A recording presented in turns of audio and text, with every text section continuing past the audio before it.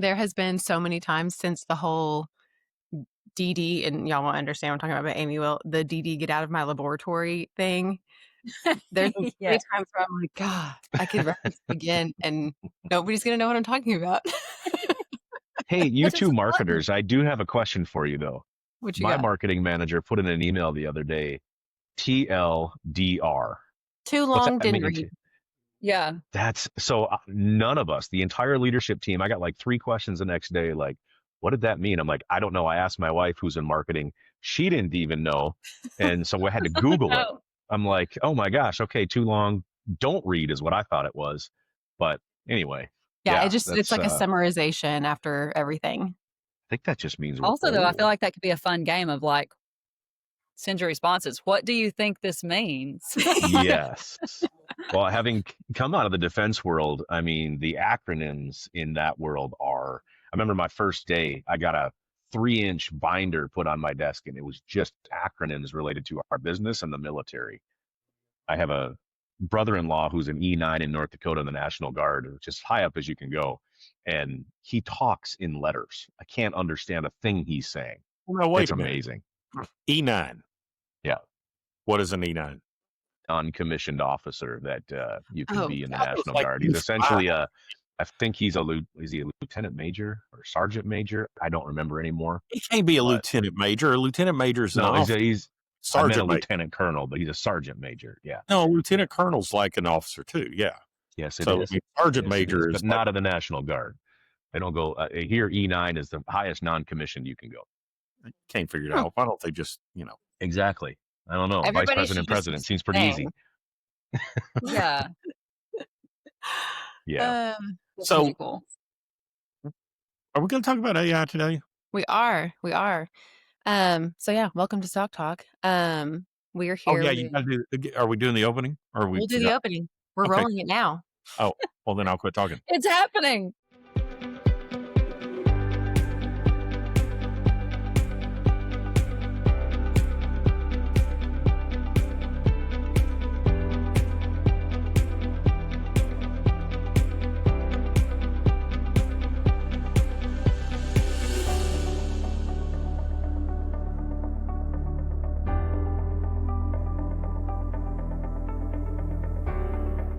I guess not. Oh, What's the Lord. procedure? What's the procedure?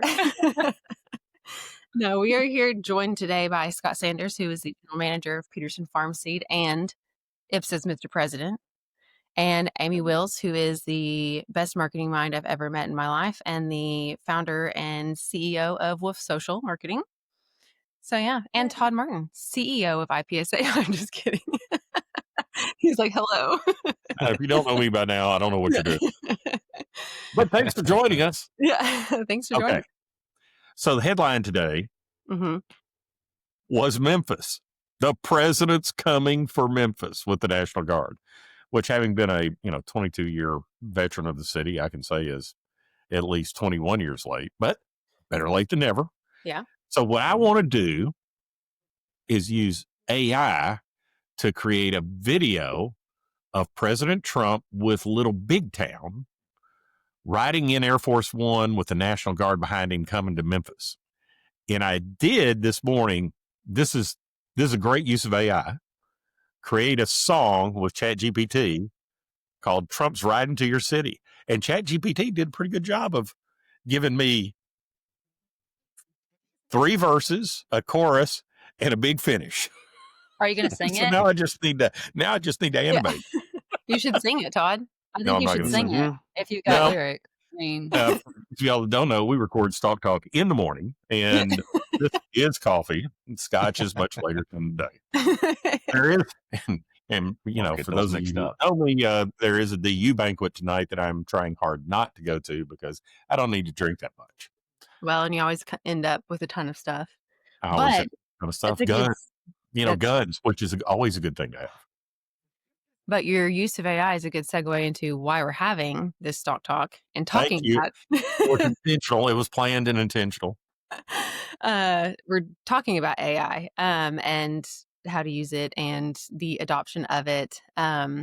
So no, I mean, the membership doesn't know, but it will be available by the time this comes out. But I've created an AI 101 document or, guide book, whatever you want to call it, to introduce AI to the broader membership of IFSA and how to use it. Simple things like instead of using Google, which actually Google uses AI now to do your Google searches. So you actually are already using it, but use it as a Google search or, using it for summarizing documents, that kind of thing. So we have Scott and Amy on here because Scott, I know that you have adopted it into some of your Mhm. daily work to be more efficient. And then, Amy, you've got your hands on all of the AI things because with marketing and all of that, it's very prevalent in what marketers do. And again, talking about Yeah. the whole AI thing is something that we have to be very careful with, in my opinion, is not using it too much because trust and validity are so important now because of the overabundance of AI.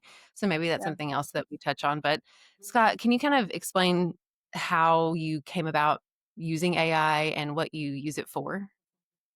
Yeah, for me is probably a couple years ago. Carl Peterson and I, Carl's our owner and founder at Peterson.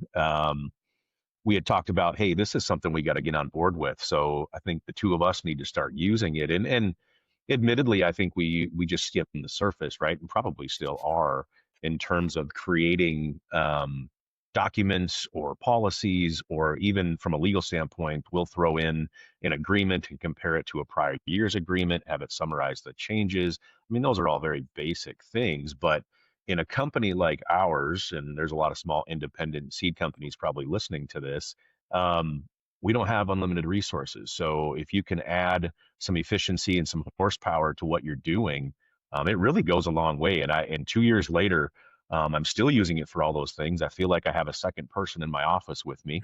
But we're getting more sophisticated. I mean, to try to bring it to the company, whether it's supply chain, inventory, target marketing. We're really trying to expand the use of it. In fact, we're looking at how do we integrate the entire thing and create our own AI chat bot with all the data resources that we have internally. So it's Oh, gone from, hey, it's a nice little assistant to this is a huge part of our business, or at least will be going forward. But what I'll say is what you said, Kat. We got to be careful. mhm. Person to person is still incredibly important, and being able to verify the data because it isn't always right. It's just like working with a person, and we don't always get things right. So, yeah. Yeah. It's really interesting you bring that part up because I think that, and I just sent this to Catherine as I was going through Kevin Van Trump's newsletter this morning. Companies are backpedaling on error prone AI. Is a Yeah. story that is sitting in Fortune magazine today. So, they're saying be more cautious on it. So, hey, look, I think, it calls out this concept of the AI gold rush that's been going on, seeing firms racing to integrate generative AI. Today, the narrative is more cautious or even skeptical, and that's kind of funny because I do have the position, quite frankly, that, AI is a great opportunity for the seed companies. AI is a great threat to the seed companies. It's kind of the adopt or die. But at the same token, you know, there is a tale of caution there, and also, you know, there's some idiocy going on in the marketplaces. I mean, we've seen in the last 2 weeks, Coinbase and who's the other one? Coinbase and some other startup company fired 80% of their employees because they were not adopting AI. All right. That's stupidity. Now I get it. They were software engineers and software engineers should be doing it. But I mean, come on, really, if you're got a job and you're doing a good job, you're going to be fired for not using this tool on the CEO's pace. Yeah, that's dumb. So I mean, I think Well, to round that up, we've got to be able to use it Mhm. smartly, wisely, and in areas, but not go stupid on trying to encourage people to do unnatural things. Do Yeah. we want? I think it's important too to remember that it is just a tool. It's just a tool. I mean, it helps as far as you do feel like you've got another person in your office with you. It takes things where yeah, this might have taken me 2 hours to do this task, and I've done it in 20 minutes, but it still requires some knowledge going into it. My favorite, and I mean, this was years and years ago. Um, we were in college. We had an assignment. I think it was advanced French. This girl used AI You're to write her using paper. it years Yeah, it was ago. like years ago. Where did you get She the AI? It was some translator. I mean, it was just an AI translator. She used AI to translate. We were supposed to write a paper. She wrote it. She was like, boom, I'm done. Turns it in. She's top of the world.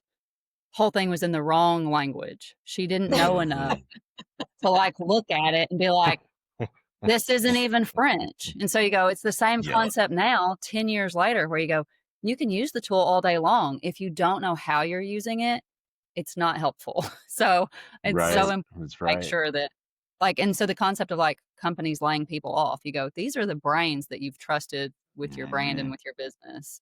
Just because Yeah. now they have a new tool, you can't just replace that. Like teach them how to use it. Don't replace them with it.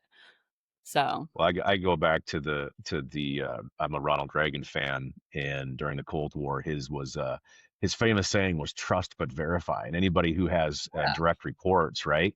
You can't just give them something, delegate it, and never think about it again. I mean, you better go back and make sure that whatever product is being produced is accurate, valid, and all that sort of good stuff. So, Mhm. yeah, I think we got to trust but verify. And then I want one more '80s reference because I'm an '80s kid. Do you remember Back to the Future when Mr. McFly, old man McFly, was going to George. turn George McFly was going to turn in work for Biff, and Biff's like, "Can you imagine what I'd do if you turned in, my homework in your handwriting?"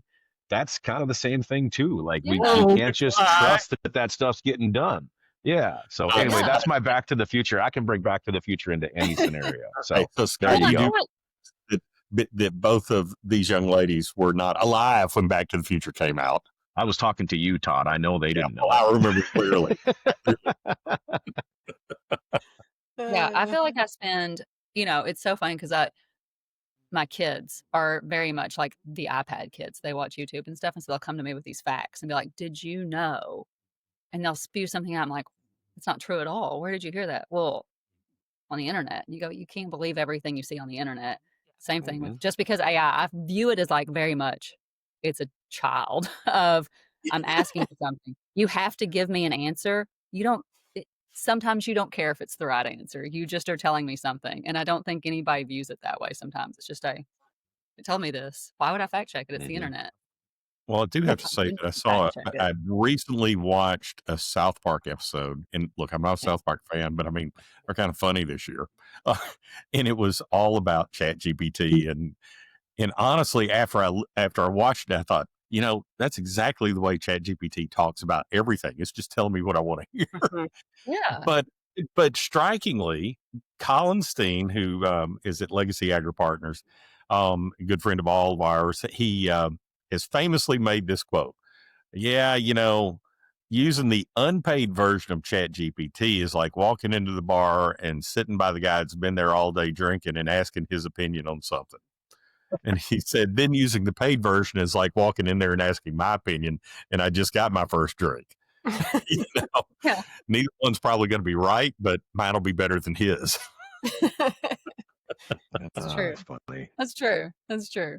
That's a good way to And look at it. it isn't always right. I will say that. I mean, this is, Mhm. insignificant, but was trying to identify a shell, took a picture of it, put it in ChatGPT and was like, what shell is this? Absolutely wrong.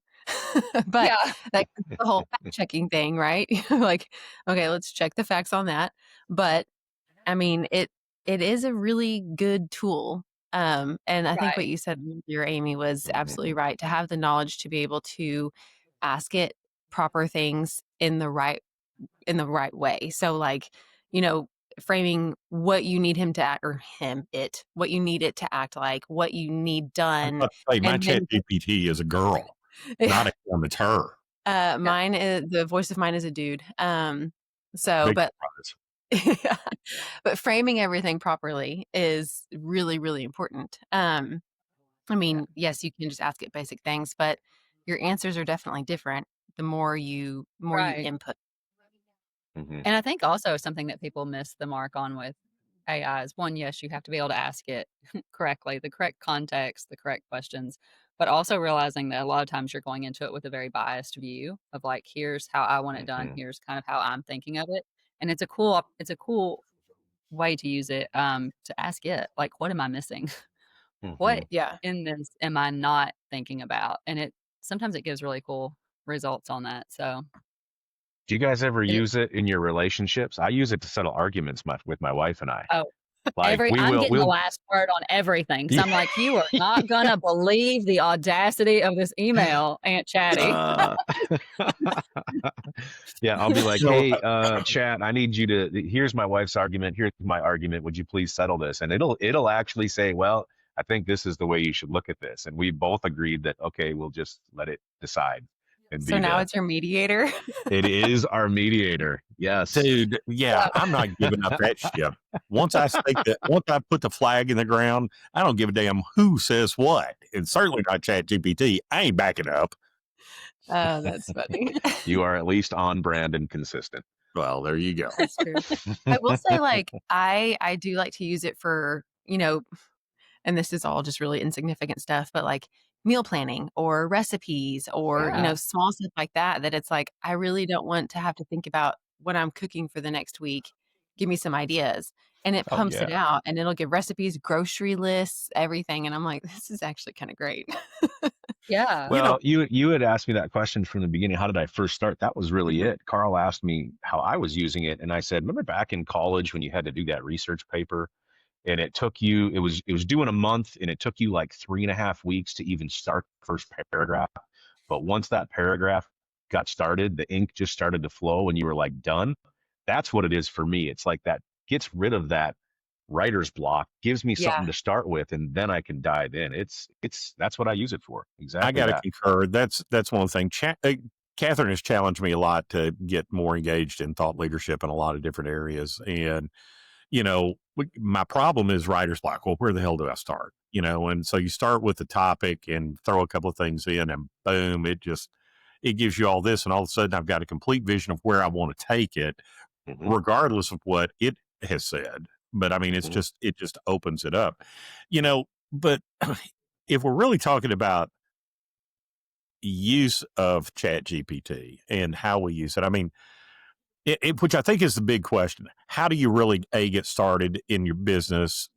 Marketing. I know from Catherine and Amy, y'all have huge use of it, but I mean, how do you even get started into it? The AI document, AI 101 that Catherine's got and that we'll have available for members, I think is very valuable as a way to get the most out of it.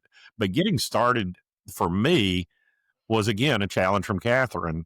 Look, just start using it instead of Google search, Hmm. Yeah. which I think is one of the big things now within the marketing things around web pages specifically. And y'all can elaborate on that, but that's really how I did. And honestly, even though Google search now has got Gemini plugged in and an AI option, I go to Chat GPT and just ask questions. And I'm sitting here looking at my list of questions over the last, gee whiz, I don't know how long this thing goes back, but it's long. Everything from looking at DSAT models to how to take a strip screw, remove a strip screw to, facts about ALS and, personal favorite, Kim Jong Un myths. What? Well, I had a question. So I said, okay. This is funny. Let's see. I don't know why that came up. So I had a whole long conversation with ChatGPT about Kim Jong Un and myths about Kim Jong Un. And going back to the spouse thing, I actually in this thing for some reason or another asked, "What's the best way to piss off my wife?" Oh my gosh. So somebody unplug his computer. Yeah, Actually, this is seriously. pretty good. After this This is pretty episode, it's good. gone. He Mark has will no thank access. us. Four things, y'all want to hear this, but since you asked bluntly, because I actually set ChatGPT for a blunt setting, I didn't want any more niceties, just be direct and blunt. Interrupt her constantly, pretend you're listening while scrolling your phone, guaranteed fury. Catherine, I think you know about that one. Dismiss her ideas with casual, yeah, whatever. That's gasoline on the fire. Mess with household systems she's particular about, dishwasher loading, laundry sorting. That's actually my deal. So that wouldn't really affect her. But, doing Todd, this how long have you intentionally, been married? well, 40 years. You needed ChatGPT to tell you all those things? I was No, gonna but I thought, say, well, I think it's kind of funny. You said, okay, yeah, I understand all this. I'm already doing that. Here's the actual truth. Doing this intentionally is childish and counterproductive. If you want conflict, there are easier ways. Oh Oh, my. jeez. Oh, poor Marty. Yeah, I Yeah. know it's bad, but I mean, I think the point is that every time I have a question about anything, rather than going over here and trying to search through multiple pages on a website, I'm asking AI. Yeah. And I mean, yes, some of them are silly, but I mean, there's a whole lot of things. I've got you know, had a logo design request that I, just said I want this and this and this, and uploaded one version of it, and boom, I got out pretty much exactly what I had envisioned through description. Mhm. So, it's a lot of different things, and of course, doing simple stuff like U.S. dollar to Canadian dollar conversions. Mhm. Instead of having to go and look and find my I always, calculator and do that, just put that in there. Boom, it comes out. but I I've think used a it to big like difference. oh, go Oh, ahead. no, go ahead, Kat. I was say I've used it to like fix a garage door before. I mean, because I don't want to have to go through the steps of finding it. And then also a weird application for it. I wanted to paint my living room, couldn't decide what color. So I took a picture of it and had it repaint the living room in the colors that I was considering and then chose my favorite one. Yeah, yeah, it's Well, amazing. My that's wife does better that. than how do you piss your wife off? I will Yeah. say better Yeah. use. But the difference between Google though and AI is pretty significant because I've had people go, well, why do I need it? I can just Google things. And it's like, no, the difference is going to the grocery store and having to go get all of your groceries or sitting on your doorstep and all of your groceries show up for you Yeah. because you exactly. don't have to go look for things. It brings it to you. And it's a major difference, a major time saver. I mean, I think to bring this back to agriculture, I think of our agronomists out there standing in a field saying, hey, what about this customer's field? What have they planted? What are their field conditions? What pressures have they faced? And it goes to our CRM, pulls all of that in that moment for the agronomist versus spending 30 minutes in our CRM capturing all that data, summarizing it. I mean, it's a major difference between just hitting a Google search. Yeah. I think one of the big things, and I had a chance to go to the Farm Foundation meeting in Spokane um, back a couple months ago this year, and their focus was on AI and AI use, and it was a really good meeting. There was some really great stuff that came out of it. Um, and and to your point, yeah, I happen to be privy because of my relationship with Earth Optics, that Earth Optics is about to introduce an AI agronomist. I mean, it's going to be large language model based, but it's feeding with all the agronomy information that we can source and verify, trust to verify, Scott, Gotcha. verify is accurate, that we can put in that's publicly available, and combining that with all of Earth Optics testing data. And what the AI is coming out with from a standpoint of being able to tell farmers through planning is incredible.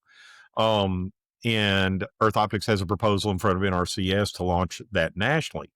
The challenge is going to come, and this is one of the things I learned at the Farm Foundation, I think goes back to what you're saying too. The old idea of garbage in, garbage out. You've got to have some barriers around how you're depending on AI. It goes back to what we were talking about earlier, to be able to make sure your information in is accurate so it can give you back accurate analysis, which is really what we're trying to get to.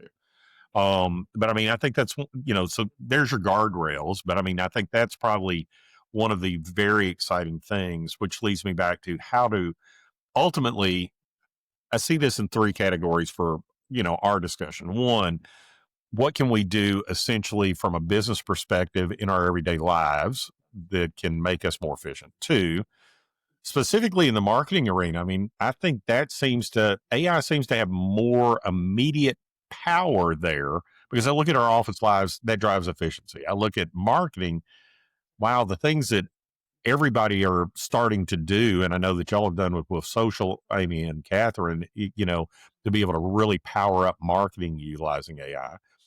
even and I'm going to ask you specifically about web, how that has evolved in SEO, web with AI. But then the next piece is what do we expect is coming with seed companies and farming and AI use? And I mean, really, for me, that becomes a conversation about AI agronomists and recommendations that raise the level of agronomy actually available to farmers. But I think to start with the middle first, let's talk a little bit about what y'all are seeing now, because every one of our seed companies got a web presence. Everybody's got their social media presence. Where are the real watchouts now with AI in play and the massive rise of people going to AI rather than going to the web? Where are the big watchouts for that? I mean, like Scott said, though. I mean, it it cuts out research that you're having to do. So someone's looking for a local seed company instead of going to Google and getting, the businesses that are able to afford to do Google ads and banner displays and things like that. You get an unbiased, like, it's not a pay to play list now. It's here's what we're finding because we're actually digging in and we're not only looking for sponsored posts. So I think you get a better world view of what's available and what's out there if you use AI searches versus just a standard web search. And for a lot of people, their websites are a million years old. And so not getting if I just went to, XYZ seed company, I'm looking at their stuff, there may not be anything there that's helpful. And it's not to any fault of their own other than they don't have enough staff to manage that. It's a seed company, not a marketing company. So the website's on the very back burner for valid reasons. If I use AI search, I can get information that's pulling from other people talking about that seed company, reviews, mentions, social posts. I'm getting so much more than what they may have available to show me. So I Yeah. think there's a huge opportunity and that's why it's so important to do searches on yourself. I feel like I preach that quite a bit. Go to AI and search yourself, see what it says, and then it kind of gives you, okay, nothing's there. Now, what steps do I need to take to show up so that we are relevant in the spaces where people are looking? And I will also say, yes, it gives you a better worldview. But now that, 4 years ago, 5 years ago, and actually probably still some now, people are always preaching about SEO on your website, right? Do a bunch of blogs, make sure your SEO is all good, whatever, whatever. But now the way that AI combs through websites is different than your typical SEO Right. was to be number one on Google. And so, like, what does that look like? It looks like alternate text on images, which is like, who cares, right? But that's Right. what it searches for. It searches, like Amy said, through the social posts. So if you ask AI to ask about IPSA or something, what's an association that I can join as an independent seed company, and it will pull all of this LinkedIn stuff from IPSA's things, or anybody who talks about IPSA, or any of the things on the website. I mean, anything that IPSA is involved in, not just the Google search SEO Right. for the website. I mean, it looks through everything. But it is interesting how you do different SEO techniques for AI, advantages. Yeah. And I feel like something that I totally failed to mention, which I'm glad you touched on it, is the different behavioral ways that people search things. If I go to Google, SEO is functioned around keywords. Like if I go to Google and I'm looking up, I need help trying to find a seed company, local seed companies, and I'm probably going to put whatever state I'm in. That's it. That's what it's going to pull from. Whereas if I go to AI, it's more relational, more conversational almost. So I'm asking questions. I'm looking for XYZ. Here's my problem. Can you help? And so it triggers it to go find the facts to answer the question instead of Google and SEO terms where I'm just pulling this keyword blindly. Wherever I see this word, this is the information I'm going to show you. AI is more driven to problem solve. So from a behavioral standpoint, it's easier as far as like how you form your content and stuff like that of I'm not just trying to keyword dump it. I want it to answer the specific question. Yeah. What I think a lot of people are probably wondering, how to even start if they haven't started. So there, there's a lot of products out there. ChatGPT, there's Grok, there's Gemini, there's Copilot, there's Meta. What do you guys what do you use? Do you use one? Do you use one for certain things, business, personal? How do you guys use the AI landscape that's out there today? So I personally, I mean, I use ChatGPT for a lot because there are so many different ones. You, like you said, there's Gemini, there's Gamma specifically for presentations. You can use, I mean, for every task, it feels like there is a specific AI function, Hmm. which can get overwhelming, especially if you're somebody that's not in it all the time and you are trying to get your feet wet. The advantage of just finding one, it doesn't even have to be ChatGPT. It can be whichever one you try. Hmm. Building a system and a background with it, like with ChatGPT, um, like it's like Todd said earlier, like I have a history of random things that I've asked. So it also kind of learns your behaviors and what you're looking for because it can it reads between the lines really well of Hmm. okay, so you've put this in historically, this is kind of what we've refined and distilled down to. So it makes it jump to your solution a lot faster. So I think that would be the recommendation is don't try to test them all. Don't say, "Here, I've got this problem, so I'm gonna go to this one, but now I'm gonna go get overwhelmed by Gamma, and now I'm gonna go get a completely different set of answers from Gemini." Try one and give yourself 30 days of letting it be your right-hand person, so that it learns you and you learn it at the same time. I feel like that dual learning system makes a huge difference when you're getting Yeah. started.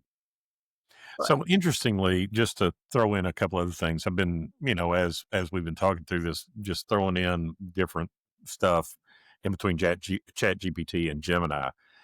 And you're right, there are a lot. And I know people that use Claude. I know people that, Right. strangely enough, I really do not know anybody that uses Grok. I have used Grok, and in light of us talking about Memphis earlier, I actually put into Grok and Chat GPT what, and this has been months ago, what to do about Memphis crime. ChatGPT was really nice. Grok was like, send in the military and curfews and, do, what was the thing? Very Uh, Elon Musky. it Yeah. was like, okay, this has got to be what the president's using right now. Telling Grok, what should I do about Memphis? You need to send in the military and start a curfew and just stop everybody regardless of anything. And yeah, just like okay, that'll be good. But But I it's feel like probably it's just like I mean, it's that of like it's if you have a problem and you're looking for an answer, it's kind of like you can go get 10 different opinions. And then Hmm. it Yeah. just like it's counterproductive, I feel like, whenever you go, okay, let's see what the others say, because then you just go, shit, did I ask the but right okay. question? Yeah. So just to play this out a little bit specifically, I asked man, we're gonna really make a few people happy. Um, hey, what's the best seed company selling corn in Kansas? That's to Chat GPT. There's no one perfect best company for corn in Kansas. It started depends on soil, climate, trade, perfect, better, all that kind of stuff. But here are the seed companies known to perform well in Kansas: Taylor, Oldie, Kaufman, Hogemeyer, Arigold, Wiffles. In that order is the way that they Hmm. gave them to me. So the question is, I'm going here. If I'm Brad Taylor, I'm thrilled with this because that's the first one on the list, and Oldie's number two. And I'll never, knowing Brad, he's not going to let Shane forget. I'm number one, and you're number two. Oh, geez. Um, but beyond that, how so people that are investing in SEO and everything else on their website and trying to keep that going on, are they about to lose big because they're not planning that people are going to Chat GPT rather than just going to look at the web? Do you have to now really plan and optimize your web and social media presence for Chat GPT in a way that we've not done in the past? I mean, yes and no. I think it all comes back to not an AI question, but that's just like a know your audience because even without AI, I mean, there are a lot of people that waste money on websites that probably don't need them. I think it comes down to using AI for efficiency and maybe feeding it like, here's our CRM. Let's see where is a lot of our business coming from. If it's not coming from your website, don't optimize your website for SEO because it probably doesn't, or AI, it doesn't matter. Same for socials. So, um, yes, I think that if you are already investing and you are wanting to optimize your stuff, yes, definitely make sure that you are considering and being mindful of the fact that AI is out there. You do want to you show up on those searches, but don't think that you need to go to the bank and get a loan so that you can pay somebody to create a website so you show up on AI, because odds are your business may not need it. Hmm. Yeah. So in certain circumstances, yes, but also in other Right. circumstances, no. Yeah. Yeah. Yeah. I don't want people out there to be like, oh no, we've got to like get our stuff together. Let's redo our website for SEO or for AI. Yeah. But no, it's a good point though. I mean, because I mean, we know several companies Yeah.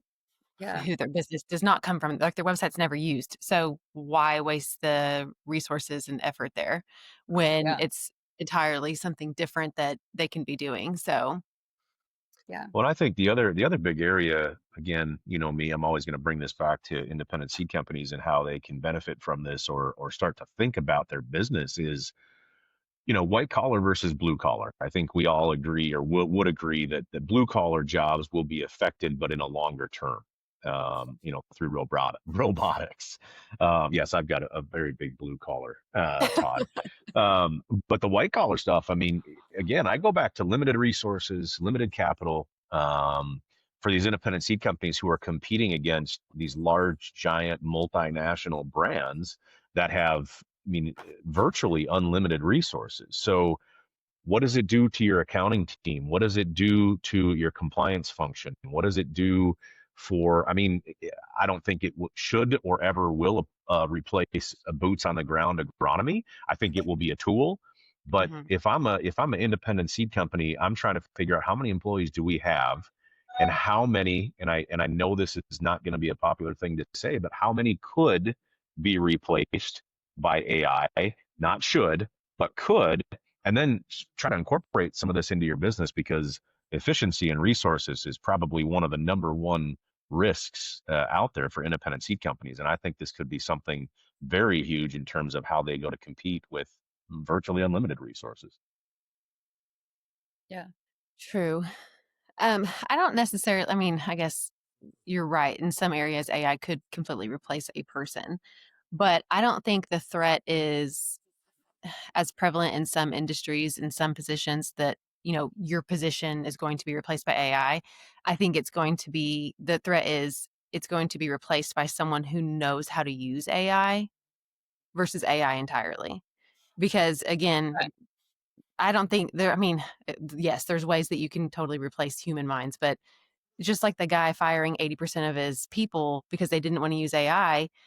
And Amy said, those were the brains that you trusted. So you've Mm, got to have that human side, regardless of whether how much AI you're using, to be able to fact check and make sure everything's right and presented well and all of that. So and I think the Right. threat is people who use AI, not necessarily AI.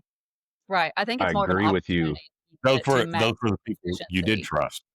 Yeah. I'm Yeah. Those were the people you did trust. Sorry, Amy, I talk No, over no, you. no. I think it's an opportunity for business owners to look at that and be like, here's what we have on the books now. Here's the Mhm. people we have. We don't want to lose them. How do we use AI to maximize efficiency? Yeah. And Correct. something that we use it Correct. for quite a bit, just on the marketing side, I'll use it to compare companies because we do have groups that some of them have insane budgets where you go, sky's really the limit. Then others, you go, okay, we are trying to get as much bang for our buck as possible. So let's compare like you to others in your industry. The budget's not going to magically appear. So what we can find are gaps. Where are they missing the mark on messaging that we could maybe step in and be stronger? Where are they not showing up that we have an opportunity to? Things like that that I think seed companies can benefit from. Like compare yourself to who you want to be, fill those gaps, and let it help your people step up to the plate to be doing things where maybe we've been wasting our time on this spot. Let's revisit your skills, get you where you do need to go. Um, Sure. because also the other thing that I feel like a lot of people just fail to realize with AI, especially when it comes to like laying people off and like here we're going to replace people. AI is still very much an internet tool. So, and we've Hmm. seen it a few times in marketing where you can tell the marketers that know what they're doing versus the ones that are very reliant on AI. Because whenever Chat GPT goes down and everything on the internet does have glitches or downtime, people stop functioning and they just go like, we can't work. We can't do anything because our tool's not there. So the same thing goes for a business. If you get rid of your people and you're relying on this tool, what happens if it goes dark? Like even as like the AI agronomist, if something goes down and someone calls in and goes, I need to know what to do right now. Is there going to be someone there that's knowledgeable enough and in tune enough to be able to say, here, not a big deal. We still have all the answers. Yeah. Just maybe not at the lightning speed you would have had before. So I think it's also a capacity thing. So I would agree and disagree with yeah. your comments, Kat, on we're gonna have, I believe, just my personal opinion, that we're gonna be replacing some positions. And I say we, I mean the industry as a whole. And so yes, I believe there will be positions that will go away. However, you still need a certain amount of people to verify and make sure the data flow is accurate, because you do need that experience. Now, 25 years down the road, who knows? But today, I absolutely believe that you're going to need people that verify that data, but you probably don't need one for one like we do today. I think you're going to have the heavy lift being done by AI, and then somebody to make sure that that lift was done appropriately. I think is the way it's going to go. I guess I had never thought about this, but like with the growth of AI, do we think that it's going to be like a major that you can major in college now? Like, Oh, I absolutely bet it will. I mean, surely, and right? that's something too. I bet it will be. I mean, things like esports, even things like that coming Yeah. about, which I realize that's not AI, but just one of those things where you go, wow, this is something that 20 years ago, I would not be like, you're an esports job? Yeah. What? That's an oxymoron. Yeah. Exactly. Yeah. So the idea of like AI as a major, I think is definitely a possibility. And also even on the whole, like people being afraid it's going to get their jobs. I feel like this is the same as, 30, 40 years ago, whenever it went from here, you're a blue collar worker, you have work ethic and grit and you're hired and you're going to do amazing, to now you need a 4-year degree for the exact same thing, but just even to walk through the door. And people going, oh no, like is needing a degree going to cost people jobs? And we can see that, yeah, in some cases it did, but they went, shit, we still need work ethic behind it. So you need both to survive. Well, it's interesting because I was in a panel discussion here a couple of weeks ago, and we got into a little bit of AI. We didn't get deep into it, but one of the commentators came back with the concept, and I was really kind of surprised to hear this. Well, I've heard all this stuff about all these robots going to take jobs, blah, blah, blah, blah. For me, that's not it today. But I mean, there's what you brought up actually comes to me from a few multiple directions, Amy. I mean, number one, today it's AI driving efficiency. Can we operate more efficiently? And the result of that is we're either going to do a lot more or we're going to do more with less. And Right. it's one of those two. We're going to do a lot more. And as I'm looking at, companies, it helps me operate efficiently, from a standpoint of thought leadership, proposals that I'm trying to put together, presentations, because Catherine's finally got me blocked into trying to look at presentations and how I can more easily put those together, because I procrastinate like I'll get out on stuff like that just because it's like, I know it's going to take some time to think and I don't have that time. It helps me get started and so I can operate more efficiently and get more things done. I'm seeing that in real terms.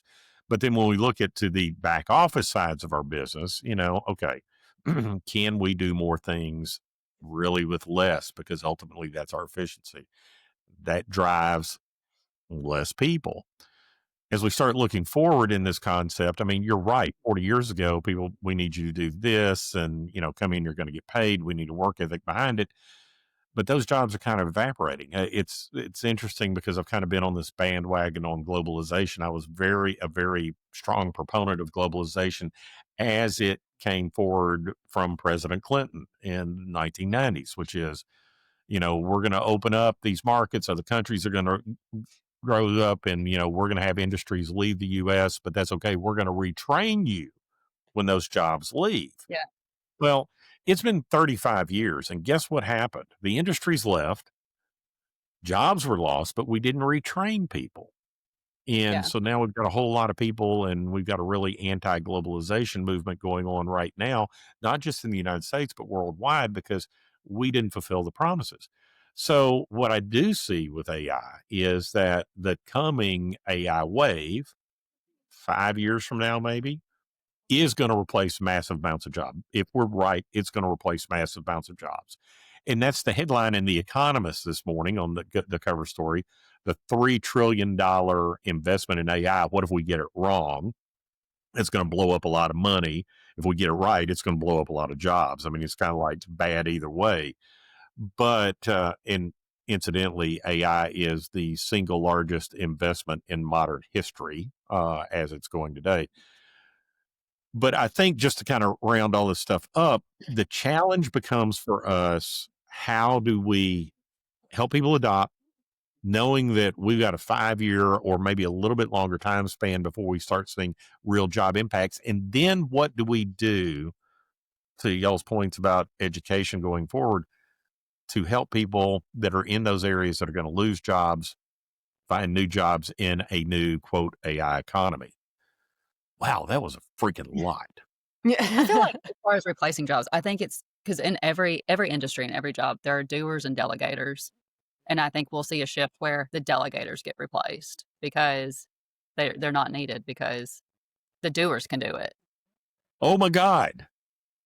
That's me. I'm a great delegator. Yeah. Watch out. AI's coming for you. Scott, I thought yours and my jobs are safe, but I got to tell you, buddy, I know you're a delegator too. So we're both screwed. Well, yeah. As long as the delegators learn to be doers, you're not. See? Well, yeah. No, I think about it from the standpoint. I just had this conversation with my wife and my 14-year-old, soon to be 15-year-old. So of course she knows everything. But when what is she going to do for college, right? And believe me, we're in no risk of her becoming a plumber. But the conversation was, I've been hearing this on a lot of podcasts, including the David Friedberg's All In podcast. They were talking about this, and trade school is becoming a heck of a lot more valuable because in the short term, those things won't be replaced by AI. But accountants, financial analysts, planners, FP&A folks, those will be at some point. So go get a 2-year degree, get a trade school degree. So as an example, go get a master plumber certificate, hire 2 or 3 plumbers, and you got yourself a business. You'll have no debt coming out of college. You'll repay that. You'll build your wealth instantly versus only go get a 4-year degree, have 100,000 plus in, school debt, and then try to, build your way out of that hole with a white collar job that isn't as secure as it used to be. So I think a lot of this discussion goes to the college kids and or high school kids and what they're going to do in the short term. That's an issue. Yeah, because there was a headline, last week or the week before, of all the everyone that got laid off at, what was it, Apple? I don't remember. I think it was Apple. All the coders that they went to college thinking this is projected to be safe because the world's transitioning into more tech, more digital. They're going to need coders. It seemed like the safe bet. They've got these amazing jobs, and now they're all gone because that was their only skill set, though, where you go, right. You have to have something. I mean, you do. You have to plan ahead of, are you doing something that's replaceable? So I think, and Todd and I have talked about this, I think the bottom line for me is it's a lot like the internet back 30, 40 years ago. I don't think anybody has any real idea of how it's going to affect us and where it's going to affect us. But if you don't start learning it and get on board with it as a tool, I think you will get left behind. Yeah. Agreed. Yep. Well, Scott, Amy, I appreciate y'all coming on our podcast on StalkTalk. And as a reminder, we will have that AI 101 guide set up on the website when this releases, so the members can look at that. And I appreciate y'all taking time out of y'all's day. Thanks for doing it. You gonna do the thing, Todd? Oh, it's my turn now. It's your turn. Hey, be sure to share, like, and subscribe. Yeah, you got to it. the StalkTalk podcast. We're going to have a lot of good conversations coming up. As a matter of fact, next go round, we're going to be talking about seed innovation, intellectual property with our good friend Joel Cape. So be ready for that one. And Scott, Amy, thank you very much. Catherine, it's fun as always.